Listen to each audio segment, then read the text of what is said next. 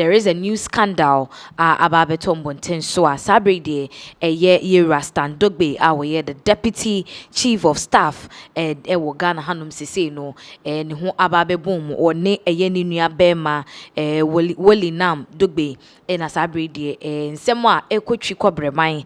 Ghana Hanum say no or more and who ababe for him na in some way abusia ne kesi nyina efa GoldBod and sensem bi anansen a better mountain so say GoldBod for a renovate a year officer wo mu mu adwuma na sa office no mu mu adwuma no na the old Bank of Ghana wo mu office and a GoldBod e currently o mu hyase say wo mu edi o mu dwuma wo ho na rental no ho nsem e na aba chese o mu chema after the rental no renovation ni siesie ne nko a almost 11 million Ghana cedis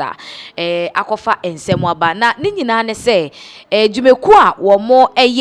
renovation no wo GoldBod wo mo office no na chese ye duemu akohwehwe mu no dwumeku no edin Korika Ghana Limited na ye chemu asa Rastan Dogbe deputy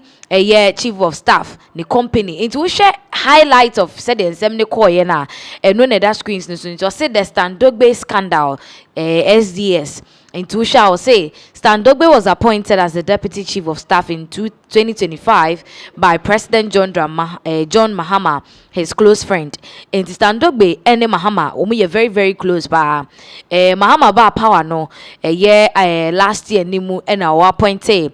Stan Dogbe say o deputy chief of staff na che say Yera Julius Debra na bedi echire and Stan Dogbe was Stan Dogbe's brother Mr. Wolinam Dogbe was also appointed the Deputy Director General, Investment and Development of SNET by President John Dramani Mahama. Enti Stan Dogbe enya appointment no ni nua bema Wolinam enso ye appointed no as Deputy Director General edema SNET, Investment and Development. Na ni enkorie wa was both Stan Dogbe and his brother Wolinam own Wezo Group Limited. Enti uwa behu Wezo TV ne Wezo de Wezo Group sebi omo other companies in kete esha ase omu chiremu asa Wezo Group no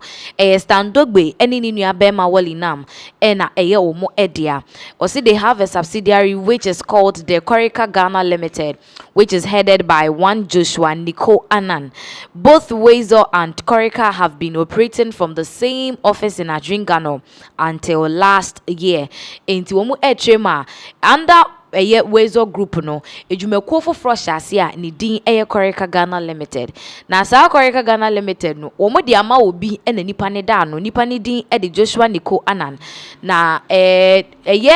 Wezo Group no ene Korika Ghana no omu nyina ewo biaye baako a omu di omu djuma wa Adrenga no yesi efi last year nyina na oba ase o say this company has been in operations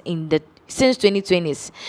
The company is into home and office maintenance consultancy. Into omuchema Korika Group no 2020 si mu ana ehye ni dwumedie ase na wo ejuma omu dipa ene se bia opese usiesie ufie usiesie wo office wo adwuma mu ni ade a se de obesifa aye no colors ni structure ni bibia no omo okomo wa omo be cheche no omo ankasa kratimi ayede aye e de ama o say before a company can work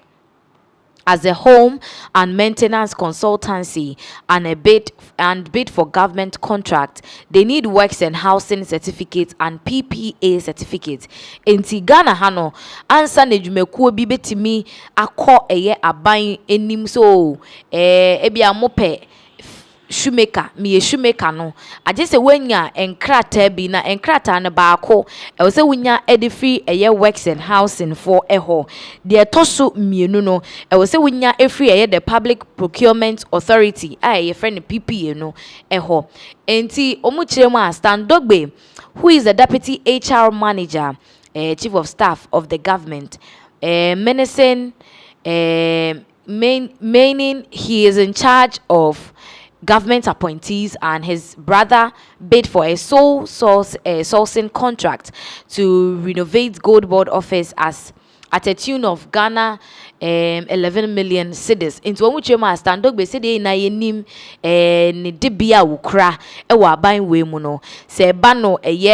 contract ni ade a omo a na ye den efa omo eso na ne nua bema wali nam no ba se wo bepe contract na wo de ebe GoldBod office no omo de be siesie GoldBod office no na sika ebe so no 11 million Ghana cedis abusia na de wo ho ne se sa so no akwaye se ye pe obi obesiesie office honum nke bia ne papa mu no ye bebo ni de ran ye de beto montin so ye bebie mu na adwumakuo bia wo nso mu dwumadi a wo die ene se wo besiesie office na edan mu no wo nso de wo contract aba na ya hwemu de ne de ye ne ade no by we no omu chema Standogbe wambie mu ni nua be ma ne nko a no ko hye wankɔ na and the contract no Emma no na esum 11 million Ghana cedis. Also, this is the former office of the Bank of Ghana. The question is, will an office that was occupied by the Bank of Ghana a few weeks ago be this dilapidated to require 11 million to renovate? This amount can build a new office for GoldBod. Hold on. Into a chema Bank of Ghana for na nsenyan wo mu free ho akọ biaye fofra yesi ede amomu. And to Ushe Adena, not just from what the person is saying, Bank of Ghana removed out not long ago. Into a Bank of Ghana, if you want Nansenya, a ban is saying, Ena Biayana Bank of Ghana, was Siciano. Omube free or not to say, why say crown to the point where and who be say 11 million and ye debe kosi edikosi se wa brekra sa 11 million ye betimi edi esibia foforo edi ama GoldBod for ne say sa say kwa de ne nka o say wo moto o madwum mpo so wo mo current sa place no na wo mo de bia foforo esibia foforo edi mom with that cost of 11 million Ghana cedis no. Now, ye to aso a wo hwe ensem na wo say this is also the Corica Ghana Limited has been in operation since 2020s but only got PPA certificate in May 2025. And not just a trema Corica Ghana for no sebe omo ye adwuma che ye pa nanso wo hwe mu a 2025 afie etwe mu ya me busu minimu and wo munya PPA certificate sebe not just what so all this while no they were operating normal but PPA is public procurement authority for certificate ni there no omuni bi nti edu se ekope government adwuma no omhoden and omukoje o say interestingly GoldBod awarded Corica Ghana Limited a contract of 11 million through sole sourcing in July 2025. Enti May no omukoji PPA na July ena ye chema Corica Ghana Limited sebe womo ekoye sole sourcing in July na omode koje sa GoldBod contract no enti na che wo hwe se de ne ma nisi ekona na from oma prepare your loki and no munim say this is where we are moving to. From here we are going here and we are going there into omo timi hihye bibia ena omo nko a ye de contract no ama omo asa brede amanfo bebre ebo mudin che say wo hwe ensem no kra na odomu sukwa utimu say there are a lot of things nyama bebre suma so say that's why they got the contract just months after receiving the PPA and 1 month after their works and housing certificate expired. A lot of things are fishy. Sabre de amount for air drag Sammy Gyamfi and afe Standogbe any ninia walinam dogbe na ensem no estati say gentre hype and GoldBod for ja womo be sha ase se womo kasa bebre edefa contract no ehu so we say nye so ni ade na chese womo ko posti womo website no eso eniema sika ni womo contract ni ade a womo aye enti wo share screens obo say the green part GoldBod for website enti wo share ho a womo acho contract enti contract bi a womo de amama mankrofo no wo be hu say wa enti wo share say contract for bulk office furniture Gracefield Ventures ubehu oho na we contract for bog renovation works into ubehu koreka eno ene de ehye honom no contract for computers and accessories get for less into these are the contracts are GoldBod for mama after the scandal no ehye ase no mo de ekoto omo website o now honorable Standogbe eko comment e wo so into share the comment now say a company demonstrating an openness that's not usually done and seen in Ghana publishes all its procurement and contracts awarded over a period. You download same and go screaming leaked document and trying very hard to find what's not there to politically equalize. Kudos, Sammy Gyamfi and your team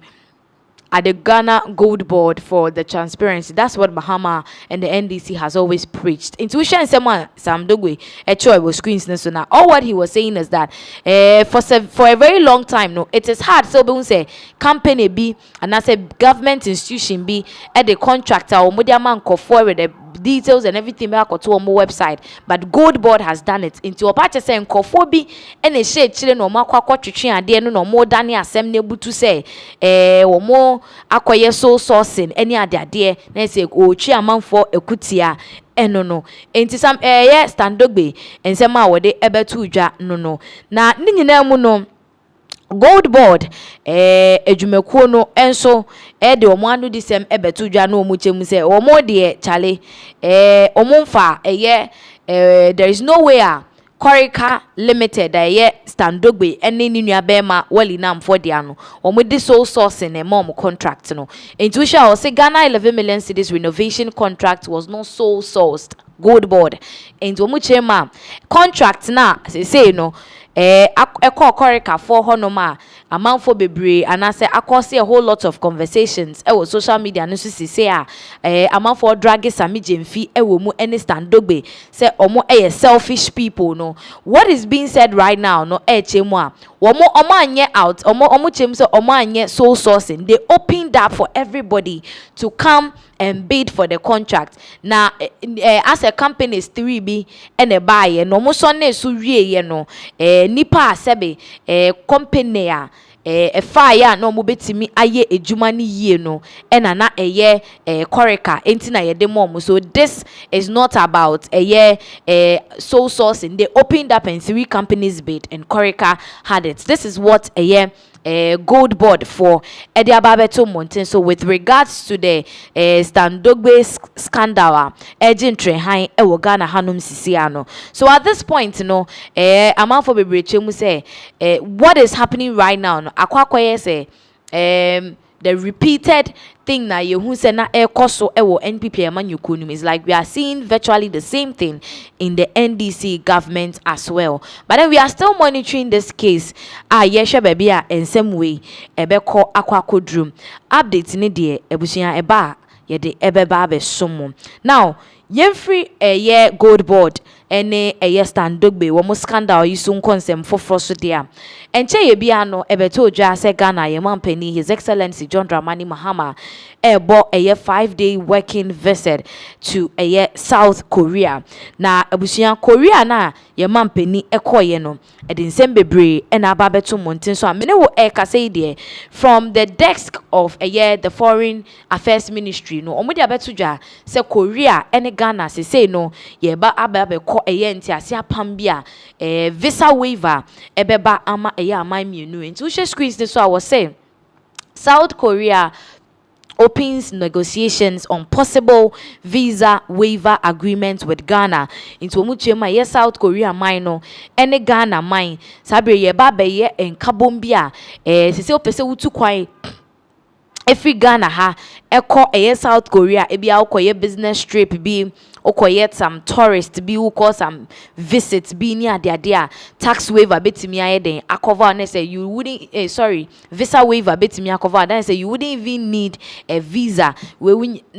ya na chese pa na oko eno any idea say no President John Dramani Mahama and the Foreign Affairs Ministry wo mo ede aba beto monten so ayera Sammy okujeto ablakwa and dey nsem we beto monten so anu ochemu say no amampani for mienu no wo matena se aka ho asem awie a baby akɔwie ne say the aka ne say the two foreign affairs minister for both countries South Korea for foreign affairs minister and Ghana your foreign affairs minister Samuel Okujeto Ablakwa ebetimi atena se no ma ye nhyehyeye a omobetimi a start say eye visa waiver no ebetimi abaso ama Ghana for etimi etu kwan akọ eye South Korea visa waiver no mind you say it doesn't cover some things like study and work near there. Visa when there's a visa waiver, you can go to the country and spend not more than 90 days. Or mine no emu, and that is what say no. Eba koso between Ghana and South Korea mine. Na ninyine mu no still in South Korea no the president John Dramani Mahama ekodru ye no na wone the speaker of the National Assembly at the South Korea mine no Right Honorable Woo New Sheko se ene nidi nkomo de efa kwanya sebe Ghana for ye Korea anyonkofa no yetimi akremu aba bedru sei ene mfasodie bebre ba ne de betimi aba efrimu nyina yebekọ na yakwakotie ensem a His Excellency John Dramani Mahama wode etudwa yeba ensem no yebeto asode amamo accepting to meet with our delegation especially in this beautiful spring season. Your welcome is as bright as the sunlight we've experienced today. This is my fourth visit to Korea. The first visit was as far back as 2010 when I came as vice president on an official working visit. I was here again as a guest for the African Development Bank board meeting that took place in Busan. And then I was here for about 2 years ago for the Africa South Korea summit that took place. And this is my fourth visit. It's a reflection of the excellent relations that exist between Ghana and Korea. Next year, Ghana and Korea will celebrate 50 years of diplomatic relations. And I believe that our relations have been good and have been built on the foundation of our shared belief in democracy. We're proud of our democratic traditions, especially in a sub-region where democracy is backsliding. There have been several coups d'etats recently in several West African countries, but Ghana remains the beacon of democracy. We want to prove as Ghanaians that democracy works and that democracy is the best system of government and that it can create opportunities for young people to be able to realize their full potential. And we're proud of Speaker Woo and the Korean Parliament for the role you played during the turbulent political period that Korea went through recently. Your role in maintaining peace is a demonstration that the democratic institutions and mechanisms are strong and can work in periods of crisis. I myself served in the Ghanaian parliament for 3 terms, and so I am a firm believer in parliamentary democracy. On the first day of our visit, we held bilateral discussions with President Lee, and we discussed many issues of mutual interest. And as Mr. Speaker said, one of the memorandums of understanding we signed between Ghana and Korea was on a framework agreement for cooperation on the issue of climate change. Another memorandum we signed was on cooperation in the area of maritime safety. We know that Korea is a very strong seafaring nation, and as we entered the corridor, you showed me one of your great Navy admirals. And so it is only natural. Ghana is also a coastal country, and we have a quite important blue economy. And so it's only natural that we should cooperate when it comes to maritime safety. The third memorandum of understanding was on digital innovation. We know that Korea has a comparative advantage and a very strong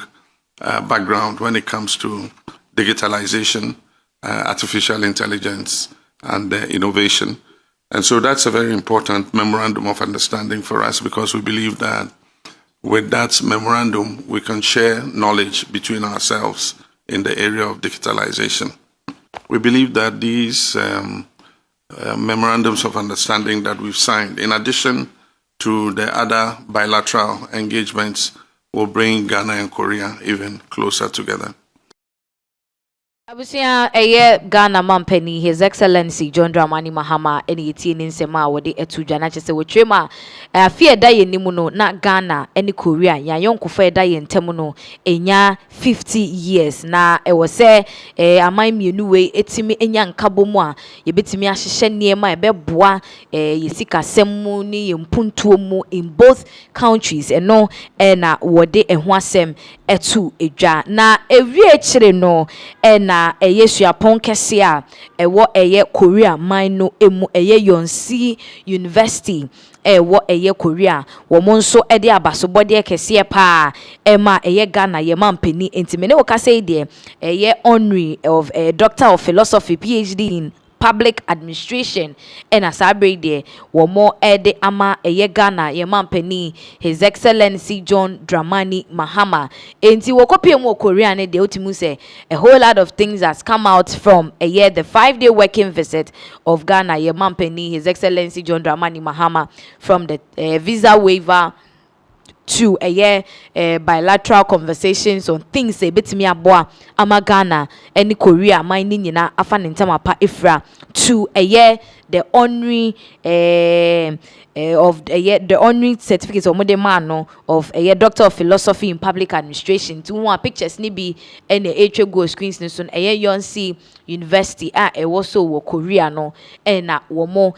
sa abasobode no ma Ghana ye mampeni His Excellency John Dramani Mahama, and then your congratulatory message there say ehwe mu a eni na chese otimu say this is a very good one. Abusia yemfri ensem we so na yenko ensem foforo so anache say utimi hu say a lot is happening, yes, eniema bebre na ekoso ewo Ghana man we emu mampeni university ne de akoso. We've all seen how everything went, and said the eniema nyina esi ekoye enti yebefri so a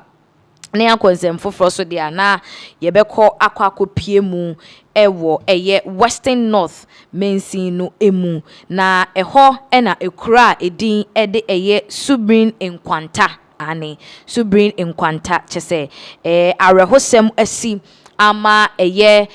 maame ene ne mamienu wo mo ahwere wo mo enkwa ewo ejahyehyie mu na ejahyehyie no abusia maame no ene ne mani ne omu maame ne wo mfimfin no ne mamienu no na ewo ne nche ejahyehyie course no we de enye natural disaster wo se hwan there be. This is an attempted killing. We when attempted it's a killing because abrante ya wo that screen say esu oye betwani egas will be a betwani as or tape palm wine. He's a palm wine tapper. Ewo ekuro a yebo no dino eso na de tie ne se woni maame ne baba ko na womo eja womo gro womo twempena de mu odin de mu tight na chese bu ye kire mu a abusuafo chemu se da bi emna twe we de ye gitumu a enye yie eno na abrantie ede ho amemnefi ede eja ekoto ne girlfriend no anase ne mpena no omu efie ema edan ne hye dwerebe hye ne maame Mary opon a wedi mfinhye duosia ba ko 61 eni ni nua ba Dora Adoma Kudwa ono nso edi mfinhya edenu mienu meche 22 years na girlfriend ankasa de wedi mfinhya du enkro 19 years na chese busuafo bete empena twe ne ho nsem no wo mo omadwen sese sa na tie de a wosi itimidi ye 9 form na empena twe we de ye gitumu a enye yie eno enwo abufuo eni amemnefi na abranti a ye friend Prince enso bebre na aboje ne so se on God ampa we de wan fa manyame ene ndie wodi eja akwakoto fie ne mu a abusuafo no maame no ene ne mamienu ni nyina ahye atwa nananom wonsi edu na me ne okase de na kyese apolisimfo ebeye wo adwuma de afa ho esanse sese no apolisimfo nsa asonimu a wo mo nhwehwemu na afa asotwe bi e wo honom no wo mo ebetimi de ama abrantie we ayarehosem a esie wo subrin enkwanta abusuan very very sad na empratwe ye by force me na wo twempena mabusuanfo se wo mo mpene so a is this a murder issue ukutimi edi eja ekoto efie mu ma ne hye obi ene ne mba emo omuwu efie atiatifo asase so nti me no ka say the Ghana police ensa so 23-year-old prince aka on God emu a asotwe bia ewo ho no emra no ede ebema no ye free prince nsem we eso a na ye kɔ Nigeria memu enyina ye nim se Nigeria man no aka wo mo ena kakra bi na wo mo akwakoto aba na abato no ye nim ye tete ni ye nim se Tinubu we the current president no wobekwa kugina na no na Cubana chief priest Brante oda screen so he's an entrepreneur and e ba ne partnerships ni ade wo Nigeria ade a ye make we no tell ye ma ye enka nkyerɛw one mountain stage abusuan aka ensem bia de afa now no 4 years ago and so almost 4 years ago about to omko edi Tinubu no there was one competitor and I said one candidate Peter Obi and what trend pa it was social TikTok na nyasem ketwa Cubana chief priest ochemu a ebrebi etwemu no wo ye campaign pa edema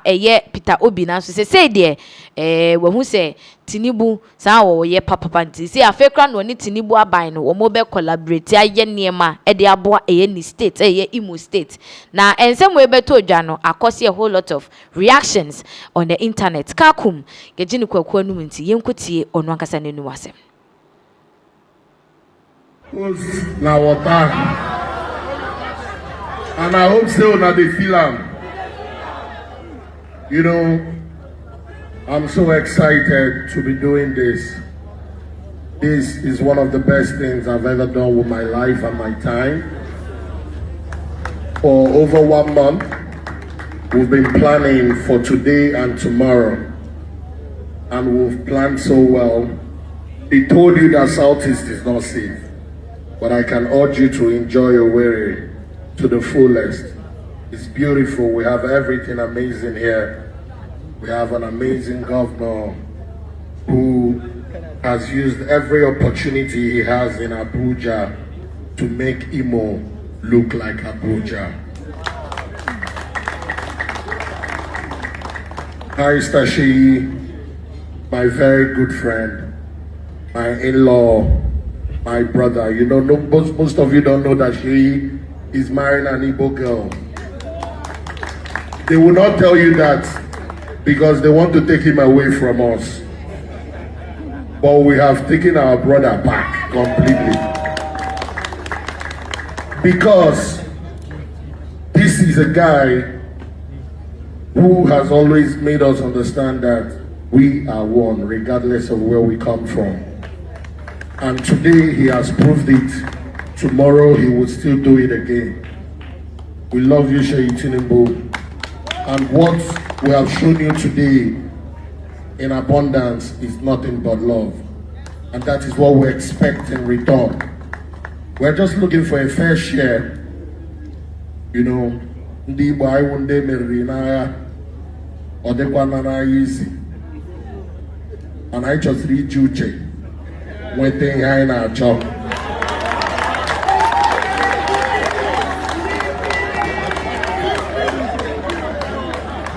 Obi Cubana Naiba, he was here in Imo a couple of years ago with an amazing business. And that is what brought me to limelight. That is what made me big. And that is what's up with partnership. And that is what we have chosen to do with City Boy Movement. We have decided to partner with the government in the center. We are not ready to fight. We've tried fighting and it didn't work for us. The best we can do is partnership. We have shown you love, ST. And I know you're going to reply in 1,000-fold. In my life, you have made a very bold statement by taking me to the villa to meet your father, the president of this country. See, as my enemies see that picture, they run away. He did it out of love because at the past election, I did not support Ashwaju. I had to be an Igbo boy. I had to do some careless mistakes. But they say first fool, no be fool. And second fool be proper. Politics is a game. It's a game. And it's a game that you would love to win. We don't want to lose again. And we will never waste our votes again. Chief priest and I could see in Sema or day at two Janacha say, which Rema, say there, moi, a yet nibu, nebabema, a yeshi eat nibu, edia one intino, wabejit nibu to mupre copia, one no. Ebeye ejuma na womo aboa ama eye ni state a eye Imo state no etimi afa eye ntamapa efra na ensakra ye kra beba ansa na eye January 2027 womo akwakoto santen akwakoto aba enti we na ensemo a eye Kubana chief priest abusia wode ababeto emmonten eso now ye free eye Nigeria mine ensem we a eje ntwenhan ne wo hodia na sabre de ye san eba oman Ghana mu ha ensemo anano ada amanfo bebre ni de akire a efa eye the former finance minister Ken Ofori-Atta ehono a new update eba na we efri eye na lawyer for eho eye ne lawyer enayat Kwasimi wakasa edi afa eye yewra Ken Ofori-Atta sisi nia ekoso ewo na brabo ma Ghana fo bebre ni ye hwese extradition na yede call ye na say extradition proposal yede call US no sinke ebenya no ama no asa bepie mu ewo Ghana ha no kamia ye say de ade ne ya akono amanfo bi chie mu ebia na Ken Ofori-Atta wan sign amba Ghana biem sign ensemo a ne lawyer enayat edebeto emmonten so now ne nsemo a wode beto dwa no wo kire mu a say aye ne wo kase de Ken Ofori-Atta seeking for a permanent residency ewo United States mine emu even though case abetoja say US for na nebre aso ewo US ananke wo so free na wan free ama say no owo ice for ensem omo detention center ewo Virginia no eho wadi kan akọ ne first court proceeding a wo mu etu asem na hyeda no wo chem se ni nyina mu no Ken Ofori-Atta eguso a wo ye nkrata efa process mu ni ade a wodi siki say obetna eye US mine mu afebo na enchiremu a wode ma ye ne echemu a wochemu se ewo mu se obepie mu ewo Ghana hanum say about 70 count of charges ene ye de abo Ken Ofori-Atta mekire eniema ye de susu no se boni ana se eniema wa ye ntwa yi a ewo so obane toto na no na ye hwemu no ebeye eduoson na Ken Ofori-Atta hu ni se enye se bia suro na emu hu ahwa de na net from ne lawyers for ni nyina hu se Ghana hanom say ana se NDC aban no wo mo bese wo mo di o mo ani esi ne ho keke na wo ono nso se no wo benya arehemu ni gidie se Ghana ha eba no eye emra na ana se court ni nsensem judicial system na se be yende ye ho political influence ni ade ni nemu nti se de wo mani abre a wo mani si ne so dendenden no ni nyina kokowie se onya besi Ghana ha se kim ni ye hya ase mposi ye di na sem ana ye hwehwe nsem ni mu a enya de anokredie ebe ye adwuma isan se NDC fo no be hyehye ajaje fo no kutu pani ade ama ebe wi ase no na chese ye bu na gum de enka ho ana de nya nokrekra no ye be bu no agumu a enu nti no eye Ken Ofori-Atta sabre de na lawyers for eguso a wo mo eye nhihye ye de niam egu akwamu se de be ya wo betimi enya nkrata wo betimi de atena US mine mu afebo a obi a empam ne emeka se ne nkrata aso ana se bibisa na wo hwe se de nsem ne ekone de ana chese with how things are unfolding, kind of reata, the next time I will be appear before a year court with the issue amane akwotwere detention mu April 27th. Enti for now the other swa ye detention ice for akachi of Virginia. Nemom oguso or no one na lawyers fonso monten so a wo mo ebo mo homoden bia se wo mo ebenya permanent residency de amake no furiata, and it has caused a whole lot of conversation. Man for him say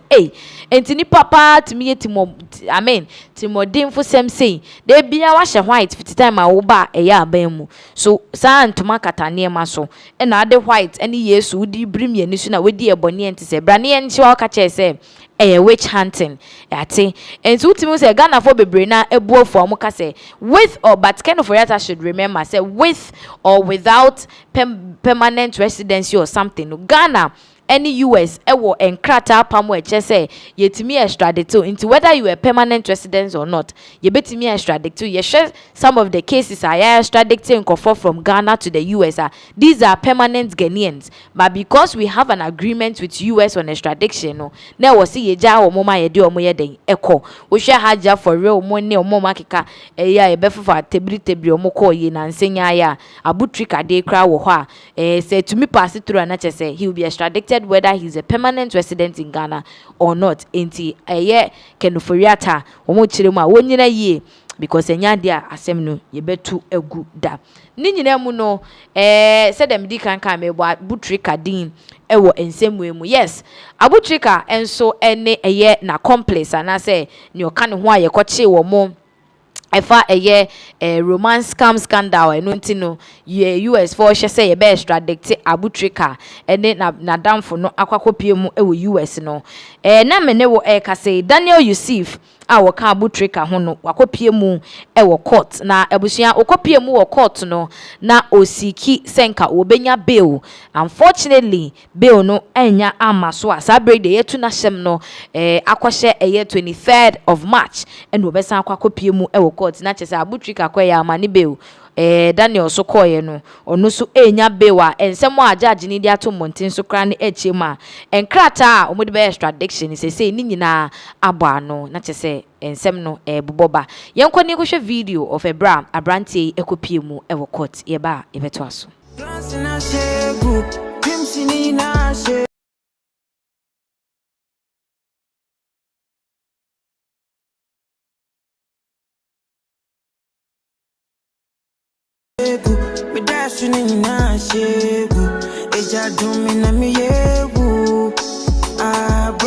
Daniel Yusuf aweye abranti awoka abutrika ho aye koche wo mo efa romance scam no eho no na ye kohwe video a na chese wakopie mu okota wo hwa bail na nka na the lawyers for epre ede amano no bail no yamfa amano enti sabre ya sa wonetiko se onko na wonkonko dem na chese 23rd March wasan aba na so jaja no lawyer ni ana se jaja no wotena sem no so ne etremu a enkrata asem ni ade nyina no se krata bia omuhia ombetimi ahwemu ni ade a ombetimi agina so e de extradite no ne de ade omonsa akasa nkrata no nyina na the question amanfo bebre busa ne say does it mean say no abutrika said the omonsa akika kankrata na ade no ye betimi extradite on na damfo Yusuf Daniel amano ayeyi na ankomo no say they ayebobruja ewo internet ni so ase mrantie omaye mmobo papa we dey in the voice of Ekufuado Ghana ya ye mmobo dodo ba we dey abutrika ni Daniel omaye mmobo ankasa manfo chem say the NDC aban no wo mo enhwe ni ye papa because the issues are becoming too much mrantie ye dey pa no omaya enti ebetimi extradite omo ya say ewo sa kwan we eso nanso yeguso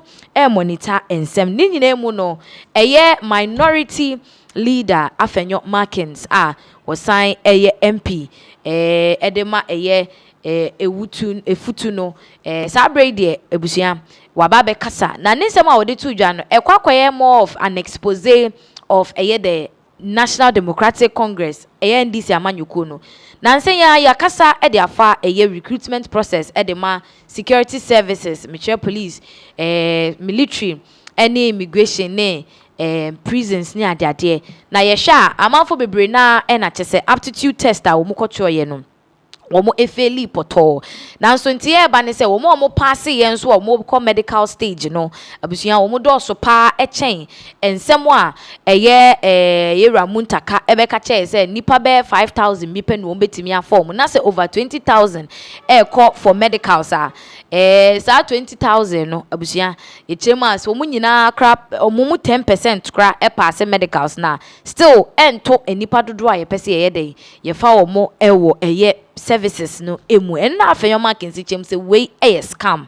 ndc 4% omubu enkra no bukata na omuji omusika mebu no okrom ha omubu ye bukata no muji esika edie enti wono wakache ne mpesoa emebu no ne se emo bia enko medicals bia yenkotie ne nsema wode tudwa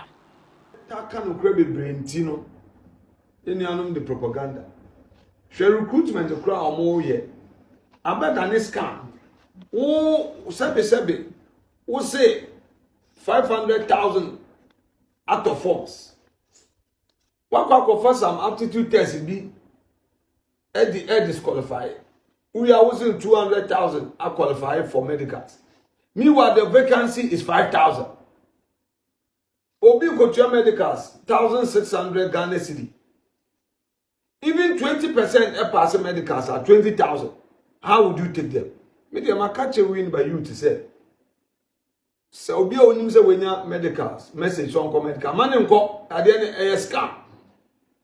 because wo gobo bosia e dia kotua medicals wo pass krom so we feli omaji usikedi ye ni aban ne kasa ontie endi se aban se wo kasa na ombu efu utu omufa na ombu efu wa wo niempo na wo kasa tie na ni bu efu ade na mo ye and yet, Ghana nyina kasa, but inform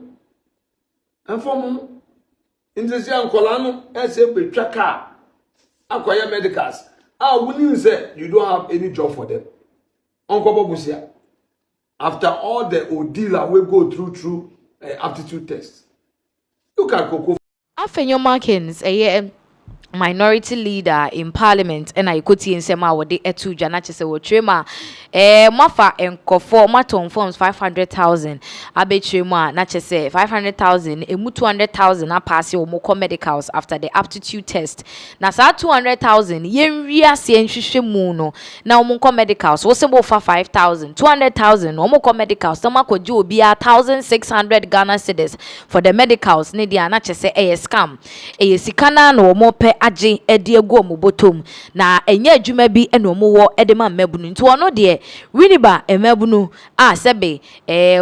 omanya message say omo enko medicals go to 1,600 wache omo say to wadwene mu ha ho nko because okwa it is at your own risk one akọ to sika atwene already no what of forms 220 cedis wo san akọ medical 1,600 say be wiase e be ka say you didn't qualify na nye qualify na one qualify na emom no kra ne say nipa dodo ompese omo fa omo no omo anya omo awie enti wuti 5,000 fi 20,000 mu a one kasa imagine de aka no a omo mfa omo na calculate by the 1,600 no no enough your markings say all this is a scam so the youth of Ghana should not fall for this because NDC for na epese omubu eye enbebunu no bukata na omo aka wo mpese ombe dey omo ebetie ena manfo chem say now the table of 10 more power na ye kasande ye kasa ekufuado onti obia de ope eno ye say na epono na dane na mo nso ye kire mu bie no ugina ho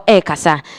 na chese e wo se unkai na hye ne nso se from wo hoi enti woda ene ebe ye woda ochina nso ebetimi aye obi foforo eda enti we ni nsem a ababeto edwa now ye free ensem we eso na yakọ ensem foforo eso de a na EU ye nim ne se European Union ye twaniti a wase EU no sabre de ensem bia ababeto abonten efa wo mo ene Ghana enhyehyeye a ene Australia ene Iceland enhyehyeye on pese wo mo eye enti screens ne so I will see EU to sign defense partnership with Australia, Iceland and Ghana. Colors same. Now colors EU foreign policy staff or no abekasa we de atudwa say European Union about 27 countries and a domo a womo European Union no womo ayi womo adwen say womo ne Ghana, Australia ne Iceland eba be ko ntiase apama no mo be ka bomu na womo assign defense defense womo assign defense pact sa defense pact ne de eba be ye ne say eba no ahobambo ho nsem ewo Ghana, Australia ne Iceland EU no na collaborating with Ghana na said we can protect the citizens in the country in sheye ne ade begu akwanmu. They can come in for us in times of security, in times of security needs and wants any idea. Sabe akwasi a whole lot of conversation ewo Ghana already. No, there are other countries they are already in that defense partnership no with EU already, and as I say colors we the EU foreign policy staff no so ababe disclose say Ghana so enche yen Australia mine so kan any Iceland eka ho no ye babe ye yen so ye babe sign ye dia say no omo betimi ababe boa eba no security issues any ade ho ana utimi ze amanfo bebre eka eho asem a wo mu edi ho nkomo ene ade ebi che say this is good, at least esa na che say Ghana ye chia ye du na ye hu say ye nso ye wo backings we get backing enya asem ketwa na when nyina ekoso no na che say ebi nso eche mu say Ghana say de NDC aban ba ye bebi omudi yen ewura no where they are passing our head and eti erera no ano ohye papa, and so some have even called for the fact there should be a rethink about this, but ebi so say is a good thing this partnership no ebeboa woman Ghana ye ankasa with regards to partnership any collaborating with countries, foreign countries, any ade no. And as I break there, aquatwitwe ensem foforo enso abaga na hanum say essence as I break ya mene wo kase die dom kuma wo mo ewo mrahye bedwafie wo maka wo mo ho dendendin a enya asem ketwa wo mo kire mo a wo matete se foreign affairs minister wo nam na wo keka se na one of the foreign platforms so say US for any Ghana for be collaborate ye na se be omu use Ghana ye airspace na wo mo de boa ye ma omu fight ISIS for Nigeria ne ade omu mechirem because yet one year drain ye ho mo start in the US for cause collaborate na fe ye ho abe ISIS for nation no ma so le tie aye dia ye gitumenye ye nte say wo my friends and chofo nhie mu a omu chem say was say my majority in parliament womoba no mo be yi asem na no foreign affairs minister ombra no me kire nsem ni mu yie say why na man sa kwanya no say wo mo any US for nkambom eni sa adwuma no yenko na yenko ti nsem a wo mo editudwa. We want to warmly welcome you this afternoon. This side is the minority caucus in parliament, specifically the Committee on Foreign Affairs. We want to clarify a few issues that have to do with the Minister for Foreign Affairs issues and comments. And then at this point, I want to cede the stage to the ranking member of the Foreign Affairs Committee to deal with or address the issues as we have taken stance on as minority of the House. So I'll leave you, he will finish it, and if there's a question to deal with, we'll come back and deal with the question. And if there's a translation to be done in other languages to do so. Thank you very much. Let's welcome Honorable Abdullah. Let's begin by thanking you for honoring our invitation at such short notice and to indicate that we've invited you this afternoon to speak to and address a matter of grave national concern, a matter which has far-reaching implications on the foreign policy position of our country, as well as the national security position of our country. Yesterday or so, the foreign minister of our country, the Honorable Samuel Okudzeto-Ablakwa, in London at the Chatham House, in contributing to a panel discussion, indicated that sometime last year, December 2025, the Mahama administration collaborated and cooperated with the United States of America and ceded Ghanaian territory as a grounds or basis, a base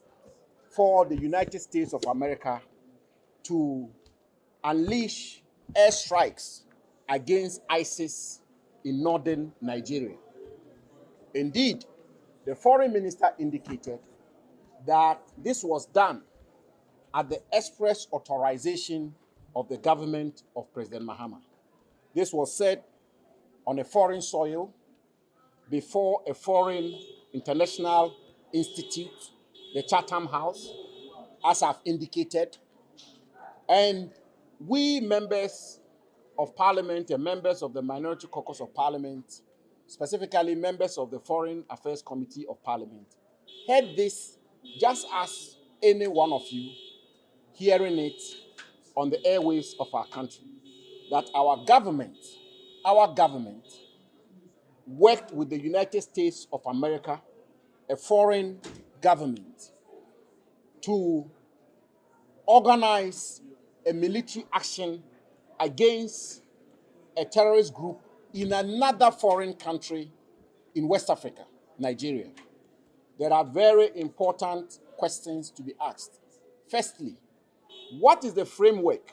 within which the Ghanaian government collaborated with the United States of America? We are reliably informed and we are reliably guided by the former Minister of Defense, who's on my right-hand side here, that at no stage in the 8 years of the Akufo-Addo administration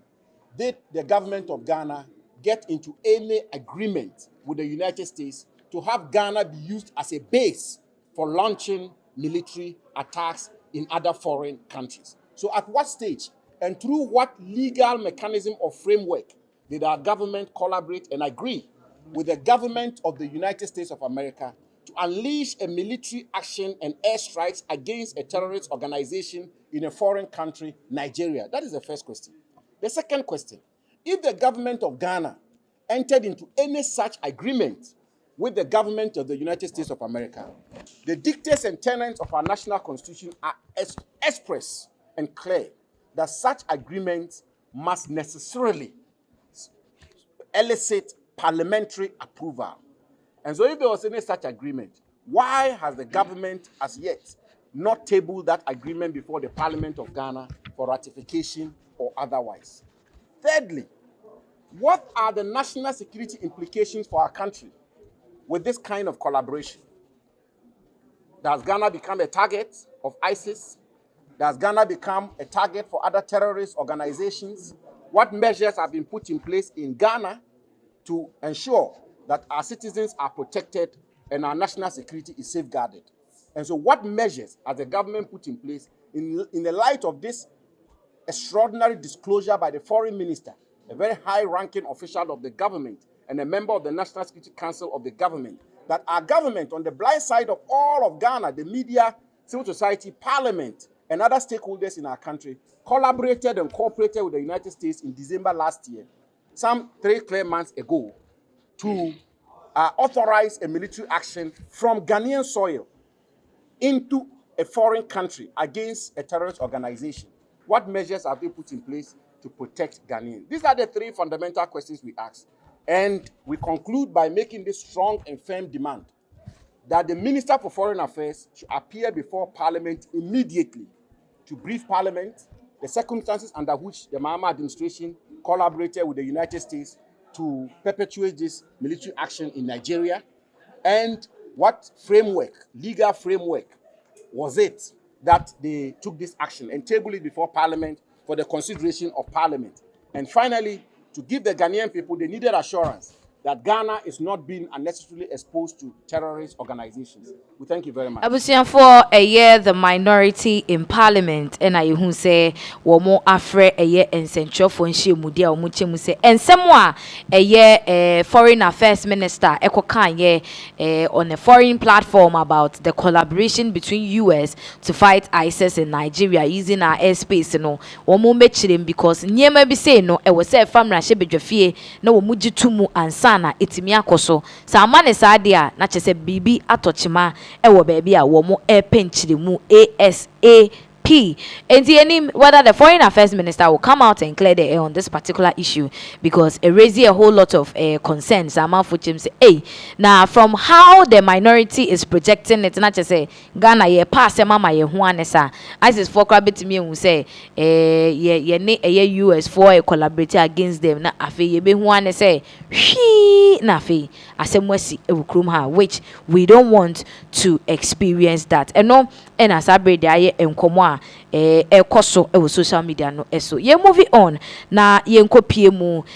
other matters they are not just say ye Ghanaian midfielder and ye former Arsenal player Thomas Partey and as I break the ne ho ensem asan ashasia agent han Ghana hanum say esan say mene wo ka say ye nyina ye nim said there've been some rape charge cases bi aye de abo Thomas Partey na ensem we sha ase no omo de 5 counts of rape and ye de bo no mo chem say emam yenu na Thomas Partey woni omo akoto omo mo na abeye issue ni ade na we pleading not guilty to this particular issue a sha ase enyende me no ka say another charge of 2 new allegations of rape and so ye de abono ama asemna kwakopie mu Westminster Magistrate Court eno so ekopie mu ho no enede wo mo etna ensem no eso a Thomas Partey entimi ankwankopie mu court honom asade na ensem ne kobaye nyina enesesese de asem no about the new allegation of rape, 2 new allegation of rape ye de abono no wo mo etu aheda de call in the 10th of April. Now this particular case, it came up after the first one started say trending no, and this particular lady so ekoye wo mo case editi and say wato wo mo nso muna. Now however it unfolded at the court, and there is a short video yen shembra.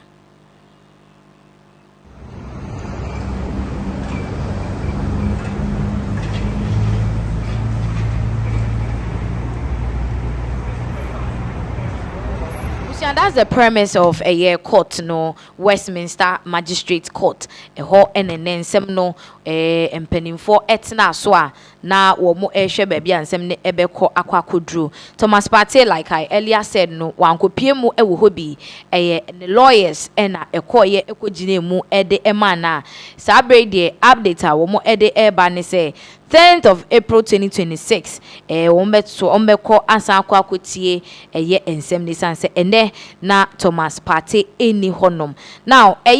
busumi etwe mu no mechire February busumi ni mu ena ye de sa rape charge we no anasese. It started from 2020 December with all these cases coming up any ade nti ene went to me ankopie mu court ne lawyers ensem a wo mo ede aba beto dwa ne mu say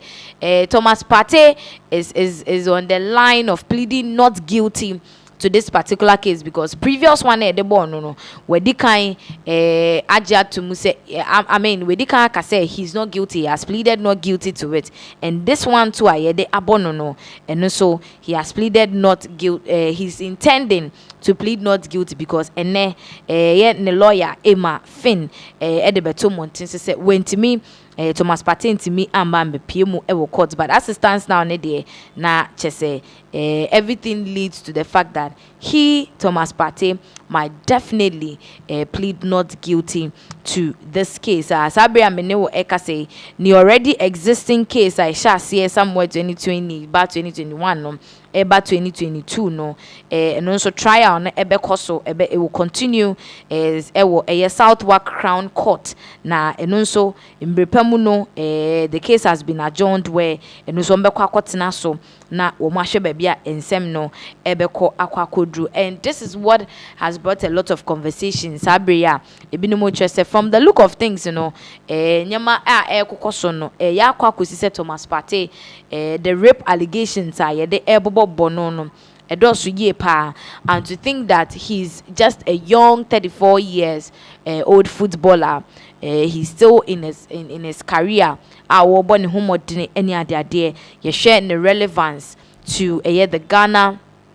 football na to say it is enya de ketwa ono kra no the rape case e sha se no na waye ne gender review party bi awia na enche ye bia and as rape charges we e sha se any ade sabre no amafo bebre hu ni say is a tarnish to the image and in the status, because looking at him no like I say he's a star globally and internationally, no wajidin. When he was playing Arsenal, any Arsenal fans in Tini Hujai, even other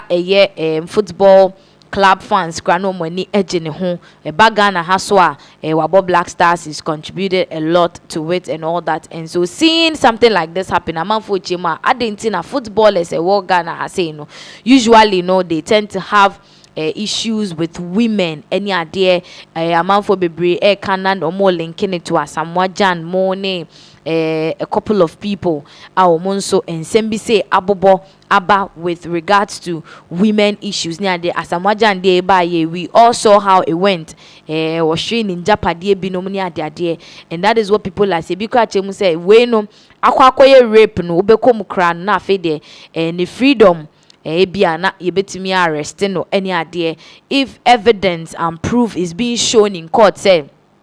this is it. Not to say it's really going to be hard for Thomas Partey. Some are even talking about the fact that share the history of the Ghanaian footballers, like I said earlier now. There are issues they've been having with women. Any idea? Not to say it looks like we are upcoming footballer. Ghana hanum say you have to study the terrain and know how to play your cards, because one yen is na say what the emma ebe for when you so na say I'm sure not 6 or 9. And the conversation lingers to the fact that some women in Ghana are talking about the fact that footballers for we ya no one at Ghana hana mosha sen kakran kakra ya ni eche mo up go you. So the moment you rise to a certain level na no more yama na fe abrofui and amoni omo gro abrofui ya so na fe ebe wiase no, then they come back hitting back at you. Sebe we will be to many broni bedeti within 1 or 2 be nature say akwakoye a whole lot of issues Ghana hanum say. So you could see say amount for bebre are really concerned and worried about Thomas Partey, the issue that is happening right now. And I been mocha, it should be a lesson to most of the footballers that sikani de obenya enije de obeje but uji wania na wahu kwanya obefa so abede obeji weni, because so uji weni bebre na the ma betaretare honi adia sometimes it ends up ruining a whole lot of things. This could be the end of the career for Thomas Partey, and from how things are going, you know, it's a bit shaky. Those and the lawyers for Nitrema, they are working closely, gathering the informations near their to me defending our court, because he has pleaded not guilty. And they say he has already been charged with 5 counts already, which and only 2 women, and as I say also another 2 counts abeka. Not to say kikabomwa is about 7 counts of rape charges, and na yede abo Thomas Partey, a very young guy, just 34 years. Now so she said niema bano with this rape issue. Now it's quite unfortunate. Say Thomas Partey ebetimi agoyi through something like this. It has called for a lot of conversations among for Chima. This is not impressive. Yes, we there in Japan cry say a whole celebrity as a star and a whole star as Thomas Partey, knowing him closely, say upon a home ordine ewo bomu na oba bi betimi ababe ne downfall just like that. Na it's okoya na so by all the years of struggle. If he should be sentenced, that now say how are things going to be for him coming back near their day, and it's quite unfortunate. It's quite sad. Say BBC etimi esi. So it should serve as a deterrent. Yes, that's what social media and common serve as a deterrent to the young and coming, because you can't just get up and then be messing around and expect say the law will leave you to go scot free just because oh yeah why you are a star, you are a footballer, debi enya dia ebetimi aye possible so anti me no ka say there that is the fate of a year midfielder and a year former Arsenal player Thomas Partey. We are just wishing say 10th April obetimi akwa piemu e wo court na yahwe baby a ensem no ebeko akwa dro. If he pleading guilty, no, the defense will go so well for him.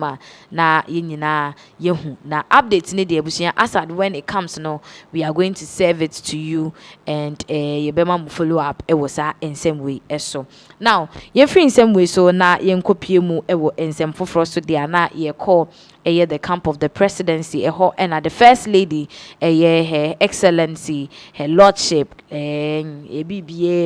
Lodina Mahama sabia meneo ekase wodinani ekopie mu ewo Kintampo South District na yare sabia fofra na sa yare sabia sabi omwasiesie na ma na aye kama Anyima Health Center wako akopa ho entuma na no de to dwa se Ghana ye mampani His Excellency John Dramani Mahama edin hyehye egu akwam a enche primary health care program no omo ebepa ho ntoma ama enipa bia sebe eniema mu nhyedanya yisa no kopie mu ayare sabia emu akakra aban no ewo no wo mu ebetimi ede aboa yebekọ na yakutie nsem a wode etudwa ye ba yebeto aso ede amam. My husband, the president, Mahama, will soon launch the free primary health care program, which will provide free care at facilities like the Anyima Health Center. These programs' expected outcomes include increased healthcare utilization, early disease detection, reduced health expenditure for families, and a healthier, more productive nation. As I hand over this facility to the good people of Anyima, I urge the health workers who will serve here to treat every patient with dignity and compassion. Let us work together to make this facility a zero maternal mortality and a zero infant mortality facility. To the community, I ask that you take full ownership of this center. Keep it in a good condition and make full use of its services. To Nananum and Nanaheba, please keep your eyes on the facility so that it can continue to meet your people's health needs for years to come. Abusia, the First Lady of the Republic of Ghana, her lady Lodina Mahama, na ikuti ninsema wode etuja o chirimwa supportive woman. Yes, nikunu the president John Dramani Mahama ewa adwempa edema Ghana for enunti no wo ye nhihye ya wode primary health care program ebe hihye so a sebe ayaresabia wokodi hu dwuma ede ahye mpanimfo nsa no ebetimi ahye ase na ahye ase a wo nso ebeye benefactors of that program no enti no ene nsem a the president's wife, the first lady Lodina Mahama wode etudwa nkomo ne de adoso amanfo chima she's really supporting her husband. This is a supportive woman and ebisu chima na chese one or one nikunu amanfo we say nikunu is really working to make sure Ghanaians are living a good life and their health is also being permanent and as being taken care of as permanently. Enuna ensemo Lodina Mahama ede ebeto embonten eso. On this note, to know Brian Champo Ababe Kasama Fuchim said this is more like a counter or this is more like a jab any idea and uti ensemo Brian Champo kana na chese wotwemu say dear na Ghana ensi wahada said the etete ya amanfo kika say NPP beba abai mu na che NPP beba abai mu na che no ochem say all be lie because as it stands now no NDC will be kicked out like something and it ebe omwa wa ma history down to right now Mahama Abano and Niema SCA and based on that no chemu say NDC could be kicked out and NPP will be reinstated na Ghana for the sebe ya man for one semi omkase Ghana for wa refrain. It's like he's trying to confirm that yanko na yunkutin sema wade etuja Kufuado ba 2016 1 year December 2017 am Crawford Association white powder and Crawford go mu 2017 2016 December ya to abani we 2017 December na be powder cry move from woni manager ba Ghana owura kufuo about 2000 abato no se na wanyi e wo Ghana ha ye kwakoto abato no hwe nkofo nam articulator e tare ho si ye kwakoto abakuma se tamale takrade obi ye pamu Rollins as Rollins ba ye no he say yeah Abrantemuno let the blood flow ne hu sensem charming charismatic leader 2000 year pamu no Owura Kufuor enya 57%. Second round 57%. Enije ba kroma. Wo hwe economy a Kufuor di jan ya, hwe banks that time no. Banks e power to no mu di sika. Abel. Banks chase unemployment confirm. And so do bibia Ghana focus say peniwe no abai montana nchen. Na 2008 ye ti petrol so taxi drivers ayachi omo akokinsa wo me bia omo mumpie munye sei ni na ekosi sei into patches very soon NDC for omo dey BC ma me politics for omo emu ache say odo no sha sei ya na tie honeymoon no be koso a enche bia no Ghana for be ka say ye de mu ba say mo me ye adwuma no way akwan no way poultry no way akwan no hu big push dog me who paper no but into who some ye juma na wo mo ba ye the when chairman de wo at least some ye temamoto we president temamoto ye na ye temamoto $600 million contract Kufuor na ye temamoto na nye kokuma se na ye simu me say pokwase John Terry president Kufuor ye tuaka ye pokwase ye John Terry African Development Bank etuaka ye pokwase Ghana John Mahama betu aye no John Mahama den we a buying is a continuous enti ye ma contract no na ye tua na edu ba bia wo so ba wo beto aso sanete o just say nini na ye MPP aban adwuma and aban we eto aso there's nothing wrong with that apart from the ye amoto kire me ade ba ko a 12 months ye wo ankasa obeka say wona ye baako menka mi Brian Echampo and I watch him say the jubilation you here after the 2024 general elections, and now man for ye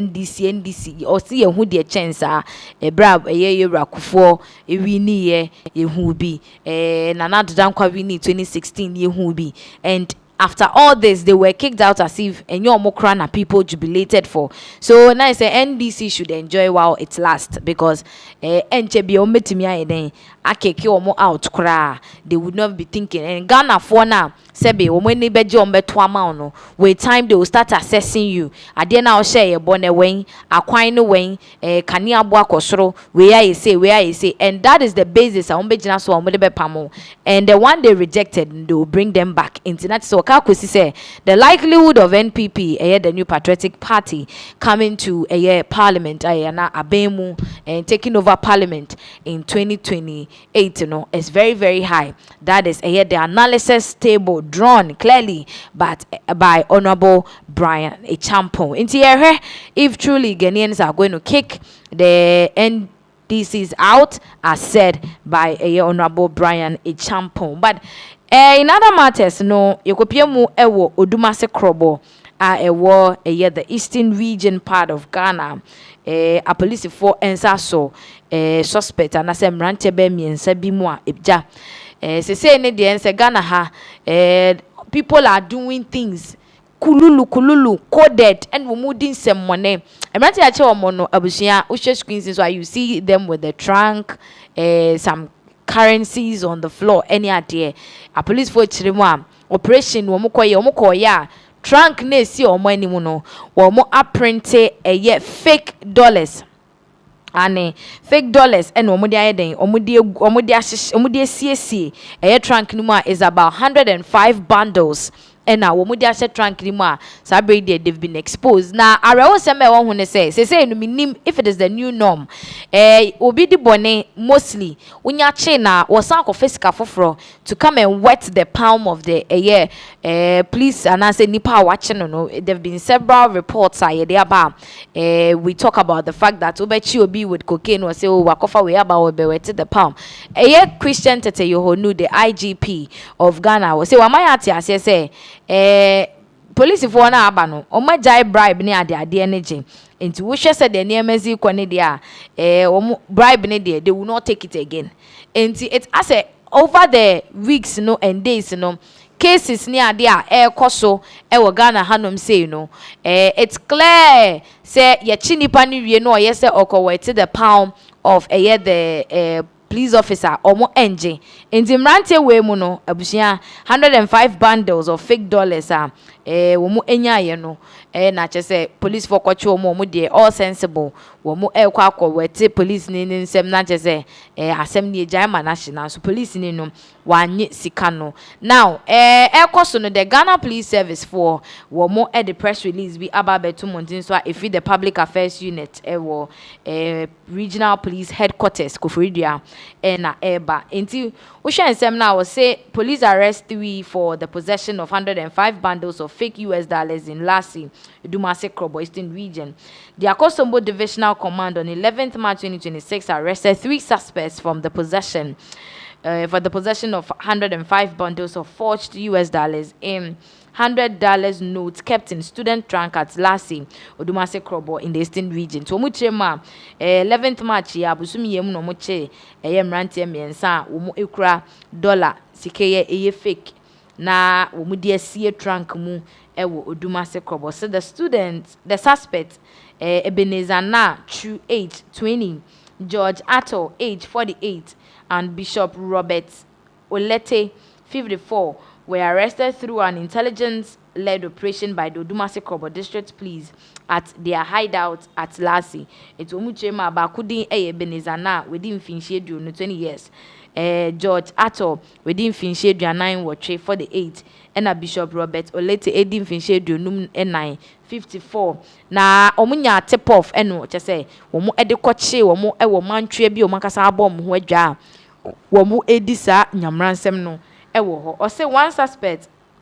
Bishop Robert Olete is alleged to have offered a bribe of 20,000 Ghana cedis to the arresting officers who rejected his offer and went on to arrest and hand them over to the Akosombo Divisional CID for investigations. Into Omuchema, Bishop Robert Olete ono ye penia wo mumu wedi mfinhie eduonum 954 no wokofa 20,000 Ghana cedis senka oja ode be ma police foi na umegya ya asem na nso omanye ene omutebiri omode call Akosombo CID4 akache. On Friday 13th March 2026, suspect Ebenezer Nachu was arraigned before the Odumase Krobo Circuit Court on the motion of notice of detention, but was granted bail in the sum of 100,000 Ghana cedis with 2 sureties to report to the police every Monday for 2 weeks to assist the investigation. Inti yedikan ede Ebenezer Nachu ono ene ya abofra womu wedding like the least age 20 years womu edikan ede ono akwakogina quarter omu hwehwe ni nsemu wie no omu granting the bail of 100,000 Ghana cedis with 2 sureties omu chim se edwade bia no wode ne ho ebekwa akocha police focus say omu beye omu hwehwe mu awie. So the other 2 suspects have been granted police inquiry bail while investigations continues. Intimienu na eka ho no womo nso saa bail bi aka womo a mugusu nhwem nsem nemu nhwehwemu. The Eastern Regional Police Command wishes to entreat all persons to be vigilant against counterfeit currency to avoid financial loss. Na say no counterfeit no bus system nimu enkakra into mo catches enyina yembo ye homoden na yenda ye ho so said ebeya yebehu se bibia den koso yi na wan usika nkwa because of counterfeit. Now ye free ensem way eso a ebusia say ensem wa ejentre han efa the SDS no stand dogbe scandal no ebi akoka Sammy Gyamfi say nti eba ne Sammy Gyamfi se niti anya yi a ebia 2028 mu hon yebetimi ajeli no because of ginesie bi a as a GoldBod CEO wakwakosi a de ensem bebre eba. Now wo hwe ensem no mu a na chese ebusia ni nyina ekowie deal anase adwuma wo mode ema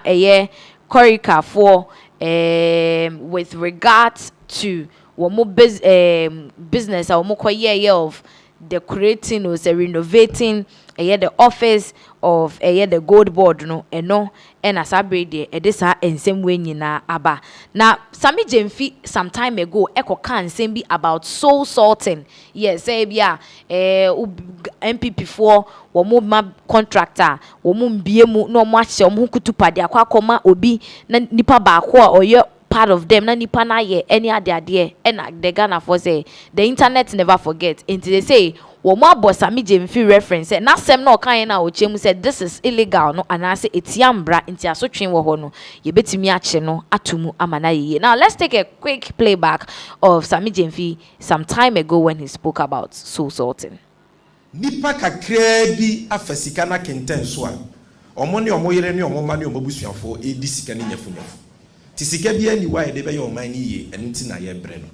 enu nti na ukrom kwan no aka ho a aban ne nyeye no. And until now, the reason is corruption. And until see a person may find to my prefer, I was saying, I any bre, or catastrophe pro your dream so na yet sweet. Na and the catastrophe proyano new angle be a bar NPP for the bomb by no chrono ye pa. A dear your friend so source. So source in the children and say a bypass or did you make ye na insese obefa mrakwan so abamu ama omo a omo wo opepase omo yese adwuma ni nyina epre bi no aban ni ti da bi me de ko hyedem na me de akoma nipa ba akopɛ eno ne friend so source da bi me de ko hyedem na me de akoma nipa ba akopɛ eno ne friend so source kyese mempene ema ho kwan ema de opese wo ye bibia na emepre na de ne bo wo fom wo betumi aye ne yie ne yemfa adwuma ne ma no na emo mi twabo na me de amanipa ba akwa ma na ye. So we ensemo previously Sammy Gyamfi kan ye amanfo atwena semo a wo kan ne de ba ye say ade a wo kasati aye no you came back and you are virtually repeating the same thing. Say no na wo ye nti say pa wo yenya wo den na say NDC aban they can't even keep to their words. Amanfo chem say with this no it's enough proof to know say Sammy Gyamfi wonim say de na oye no na enye and still okoso a ye enti ne emra so ni mu a he could be arrested and sentenced. No, there've been a lot of updates, any revealing of details concerning this Dogbe and Wally Nam Dogbe and Sammy Gyamfi. Wamudi uya umukoye wonsensemo koso papa me no ka say there is a video a munchire mu adomusuko ababeto monten so a it looks like the grounds are not good for Sammy Gyamfi and Dogbe. Yonko na yenkuti. Kase just na another big scandal rocky this useless NDC government away fresh and cancel a tough from winning. Na nyabotre me ba be ma all the just into message so be video ya ama kwa kusi no one like no one share na for from so enya bi ahwe very important na sika involved in this scandal 11 million chopper bo Ghana cedis. Ghana for taxes on my teacher more some money tuama. This useless NDC government a 11 million Ghana cedis na kwa kudin crofo butum na asefem. Na kwanya sikei efa suko din crofo butum through the usual chronism, conflict of interest. Any the famous create loot and share a characteristic of this useless NDC government. Omo de be omo ba ben mam, omo be create normal loot, normal share. Omo de ni omo ya ni se won change the oman sika. Omo tana dem no omo cookie niama, no match oman Ghana sika dim. So basically, sa kwan na the old ways and omo yusu ya 11 million Ghana cedis. Akwa din crofo bobotom. Na characters are involved are omo Ghana for krono we. Omo di Ghana for dream we. Sammy Gyamfi. Oye GoldBod CEO. Ana ni otosu mienu. Standogbe currently oye deputy chief of staff. Onu anso na owner of Wezo Group Company. Wezo Group Company. Sa Wezo Group Company no omo na Wezo TV omo dia. Na we omo use omo subsidiary bi a no Koreka Ghana Limited. Ana omo di Ghana for dream we. Na yen nsem na se mame nko nsem no into details na etiase ba bia. Every any baby akwa akoduru na kai se me say Epanya as dream yi efa so by a conflict of interest and a create loot and share and a chronism. Now, Mobekaya, Nanado Dankwe Kufuado, Abmine, is a very big edifice at the Bank of Ghana. So I dine for Fefene won't cry. I might cry and a ham. It is somewhere 2024 and a Bank of Ghana for free on old building, and course I new building. Now, NDC bar power. How more appointed Sammy Gyamfi as GoldBod CEO no. And as Sammy Gyamfi yes, almost be free on old building ni Ako Bank of Ghana. On old building na free no. Now muntie ni hana create loot and share ni no. Sa Bank of Ghana office no free no. A well structured building integrity intact. Oma fixing yema won't be just bibia correct woman. Any company ebetimi aye adwuma wo ma wombre but Sammy Gyamfi said uhia 11 million Ghana cedis na dey renovation keke na nya building ni nyina mpo na dey renovate you just a section small part of the building no ana Sammy Gyamfi say oye that renovation no but also be hia 11 million Ghana cedis sefem eno enkonkoda nchen now company Sammy Gyamfi award the contract no man no sefem corruption pa conflict of interest pa company needing at the Koreka Ghana Limited na a subsidiary of Wezo Group Company Mubeka is a mekasem says Wezo Group Company no a standogba or ye currently deputy chief of staff for there now I had a conflict of interest in a bemono munim say as deputy chief of staff literally or to say deputy HR of the government ono no hwe appointees fuo nyina omo nsem so omo report to him inti Sammy Gyamfi literally report to some Standogbe ana Standogbe so ne Mahama free mo be kai Mahama ko ba bia as deputy chief of staff or act like even bodyguard no pempem crofo timi boso jani bi kura sum some kai sansem no inti wone Mahama free pa ana osan so ehwe Sammy Gyamfi ensem so our upper hand was Sammy Gyamfi so of a sort in terms of a organogram of the government enti or the sa ne tumi no ana akwa sa contract no sa ne position or when this no eno no de akwa contract na as if it's a contract we no o man go through competitive bidding no e so sourcing ye hampeke Standogbe ne company Koreka no ye hampeke no and ye de contract ne man 11 million Ghana cedis na as if now you see in some no say Melkia a bomb is things to the highest heavens. Now, me babe mouth some of the facts. A be blow mind. You see, a da Sammy Gyamfi letter no, a de award the contract no. Emma with Koreka Ghana Limited. 18th July 2025. And then that's no 18th July. Sa day na Anna Koreka Ghana for no so actual letter. Emma GoldBod for say omo domase omaje eye contract na tum omo be ye adwuma na omo be ye ni ye dey na now I had get interested before say ubetimi aye say adwuma bi say no uhia eye certificate from eye works and housing ministry. Now can you imagine say at the time ani the contract no Emma eye company no Koreka no na certificate Omukwaji Ibo, Works and Housing Ministry. I no be enibu to work for the government in terms of say omo year renovation na expire and that's the whole no o hwa ase ho no ma ubon say ya trust say omo certificate no valid till 17th June 2025 17th June 2025 into omo certificate na expire 17th June 2025 1 month after so omo certificate na expire no and ya award a contract in a mom. So in essence they didn't even qualify. They didn't even qualify to be given that contract, you know, let alone say, yeah, they be mom under so sourcing. But because of say, Standogbe, deputy chief of staff and team,